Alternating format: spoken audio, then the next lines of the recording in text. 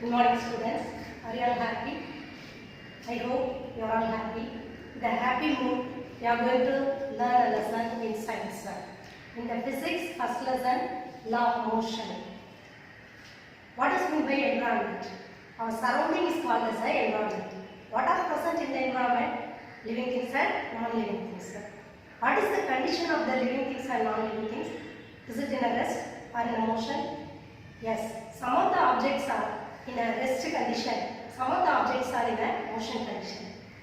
I am asking the question, what causes the rest of the object, moving object? The next one is, what causes the running object to comes to rest?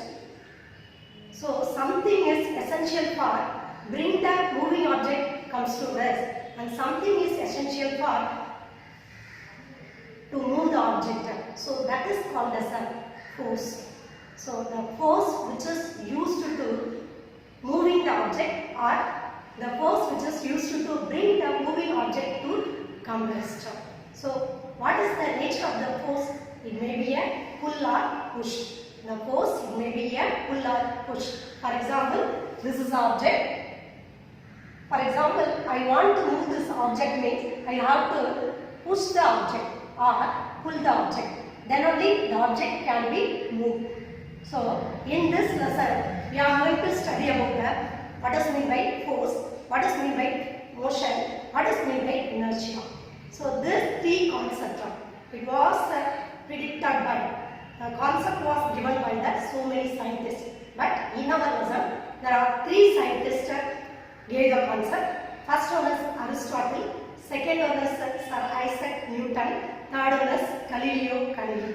So before that, some of the person provided some ideas regarding the moving object. First one is mechanics. What does mean by mechanics? The effect of force acting on an object is called as mechanics. The effect of force acting on an object is called as mechanics. This mechanics, it is divided into two types. One is called as statics, another one is called as dynamics. What does mean by statics? The effect of force on a rest object is called as statics. The effect of force on a moving object is called as dynamics. Further, this dynamic is divided into two types. One is kinematics, another one is kinetics. What is mean by kinematics? The effect of force on the moving object without considering the causes of motion. It is called as kinematics. What is mean by kinetics? The effect of force on the object with considering the causes of motion is called as kinetics. So these are the concept which is given by the some scientists before the three scientists, that is Aristotle, Galileo and Sir Isaac Newton. So now we are going to study about that. What are the concepts given by the Aristotle? Who was Aristotle? Aristotle was a Greek philosopher and scientist. He gave the concept regarding the motion and force. He classified the motion into two types. One is called as a natural motion, another is called as a violent motion. What is meant by natural motion? For example, a moving object automatically comes to its rest without any motion, without any force. That is called as a natural motion. So this natural motion otherwise called as a independent force. Then the next one is the moving object, it comes to rest with the help of the force. It is called as a violent motion. So it is otherwise called as a dependent force. So this concept was given by the Aristotle.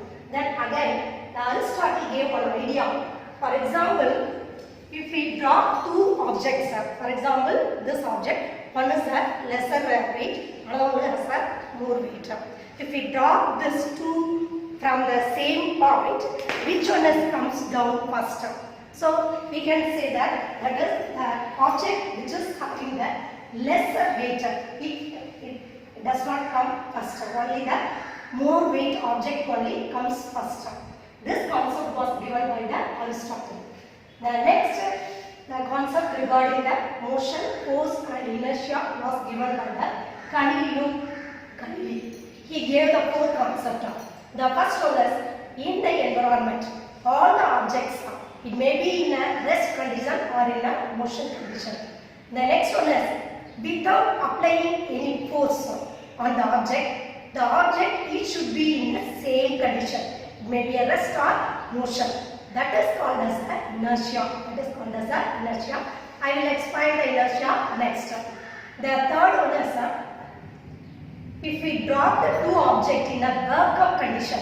What is my work-up? That is without the air. So in the work-up condition, if we drop two objects which is having a lesser weight and more weight, two objects are comes at the same speed. Two objects are falls down at the same time. So this concept was given by the Galileo Galilei. Next we are going to study about that. That is what is meant by linear momentum. The linear momentum is the product of mass and velocity. Linear momentum is the product of mass and velocity. The definition for linear momentum is the product of mass and velocity of a moving object gives the magnitude of linear momentum. It acts in the direction of the velocity of the object. So, for find out the linear momentum, we have to multiply the mass and velocity. For example, this is a two object. One is a lesser weight, another one is a more weight. For example, if I throw one object with the same velocity, what is the effect of this object? The next time I am throwing the another, that is a weight more object with the same velocity. What is the effect of this? Is the effects are same? No, because it has a lesser weight, it has a more weight. So this is the product of mass and velocity. It is called as the linear momentum. So it is denoted by the letter. Linear momentum is denoted by the letter P. Mass is denoted by the letter M. Velocity is denoted by the V. So the formula is P into M into V. Already we studied the SI unit in the 9th standard. So what is the unit of linear momentum is? That is the unit of M is mass is kilogram. Unit of velocity is meter per second. So the unit of linear momentum is kilogram meter per second. So did you understand the linear momentum? Next we are going to study about that is law of motion. Law of motion was given by the scientist Sir Isaac Newton. There are three laws are given by the Sir Isaac Newton. The first law is the law of motion which is given by the Isaac Newton. This first law, Newton's law, it is related to the inertia. It is related to the inertia. So before studying the first law, we are going to study about the inertia. What is meant by inertia? When you are studying the definition, first you have to memorize the sentence and words which is present in the book, because we should not change the any word or we should not write in our own sentence. So the definition for inertia is the inherent property of the body to resist any change in its states of rest or in states of uniform motion unless it is influenced upon by external force. It is called an inertia. I will explain the inertia of the example. This is the object. This is the box. What is the condition of the box? It is in the rest condition. For example, if I won't touch the box, what is the condition of the box for a long time? It should be in the same condition. So it is in the rest condition without it didn't give any force against the object, means it won't move. So this is called as the inertia. Did you understand? So this inertia, it is divided into three types. The first one is inertia of rest, inertia of motion. The third one is inertia of direction. For each one, I will give the example. With the example, we can understand the inertia. The first one is inertia of rest. So this is a box or table or anything. If we didn't give any force, means the object cannot be moved. It should be in the rest condition. This is called as the inertia of rest. Inertia of rest. The next one is, did you observe the athletic person, those who have participated in the long jump? So before jumping the space, the athlete should be run for a short distance and then only they make a jump. So what is the uses of this running means?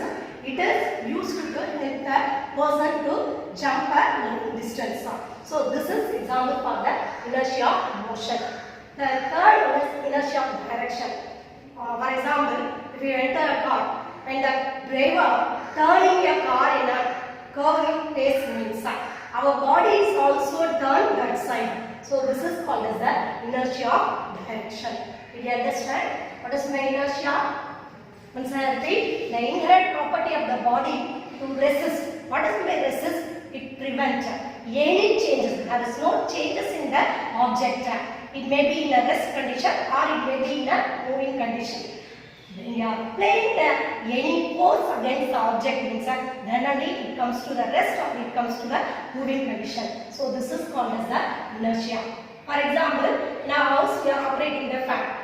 When you are switch on the fan is in the rotating condition. So if we didn't touch the switch means the fan can be rotate for a long time. Did you understand? So it is a moving condition of the object. So I hope you understand the inertia and the types of inertia. Next we are going to study about that is Newton's first law. So the same things, same matter is explained in the Newton's first law. Here the first law is that is, first I give the definition for the first law. That is, every body continues to be in a motion or in a rest unless it is acted upon any force. This is called as the Newton's first law. So you can understand that the meaning of the Newton's first law as well as inertia are same. So that only it is called as it is the definition for inertia, it is the definition for force, it is the definition for the Newton's first law. Did you understand? Then what is meant by force? The force has three characters. One is it tries to stop the moving object. The next one is it tries to move the resting object. The third one is it tries to change the direction of the object. So these are the three characters of the force. So I repeat, the characters of the forces. The first one is it brings the or tries to bring the rest of the moving object. The next one is it tries to stop the moving object. Third one is it tries or it changes the direction of the moving object. Did you understand? Next, we are going to study about force, types of force. The force is divided into two types. One is a like parallel force, another one is a unlike parallel force. Force are divided into two types. One is a like parallel force, another one is a unlike parallel force. For example, I will demonstrate this. First one is like parallel force. I am giving the force with this hand and this hand. So this is F1 force means this is F2 force. So I am giving the force against the object. It may be an equal or unequal. So when I give the force against the object can be moved. So the force is acted upon the object in the one direction. So this is called as a like parallel force. The next one is unlike parallel force means I am going to give the force in a two opposite direction. So already I told you force it can be a pull or push. So now I am going to give the force against the object in two direction. This is F1 force, this is F2 force. So now is the object is moved? No, there is no movement. But I am giving the force in a two direction. So it may be a equal or unequal. If the two opposite forces are equal means there is no movement of the object. But for example, now the object is moved in one direction. I am giving the force in a two direction, but the object is moved in a one direction. So this is a unequal force, and it is also called as a unlike parallel force. Unlike parallel force. Did you understand what are the types of force? One is the like parallel force, another one is the unlike parallel force. So like parallel force means it is acted upon the object in one direction. But unlike parallel force means it is acted on the object in the two direction. Did you understand? Next we are going to study about the resultant force. What is meant by resultant force? That is the total amount of force. He can give us so many force against the object. So the total amount, the product of the force which is given by us, that is called as the resultant force. So this resultant force further classified into two types. One is called as a balanced force, another one is an unbalanced force. Already I demonstrated this. When we give the balanced force means that there is no momentum. So if the resultant force below the zero, it is a 0 or below the 0 means there is no movement of the object. So this is called as a balanced force. But if the resultant force is above the 0, it is called as the unbalanced force. So this unbalanced force, it is used to move the object from the rest or bring the object to the rest. Did you understand? So those are the two types of resultant force. One is the balanced force, another one is the unbalanced force. So this balanced force, it brings the object to the equilibrium. What is meant by equilibrium? There is no changes in the movement of the object. It is called as the equilibrium. Then there is the tabulation we have got three experimental. It is related to the force. The first one is, it is the parallel force. One is the F1, another is the F2. These are the two parallel force. It is given in a one direction. So like parallel force, it is given in a one direction. So the movement of the object automatically in the opposite direction. So what is the resultant force? There is the adding of all. That is F1 and F2. The next one is, we are giving the two force in the opposite direction. This is F1, this is F2. So what is the resultant of this force means? If we give the F1 greater than the F2 means, so the resultant force is F1 minus F2.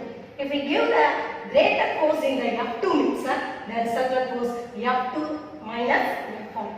The next one is, we are giving the same equal amount of force in an opposite direction means the resultant force will be a 0. There is no movement of the object in this. So these are the example for the types of forces. Did you understand? So in this class we are going to study about, already we studied about the laws of motion. That is only one law of motion is we studied. The remaining we will study in the next class.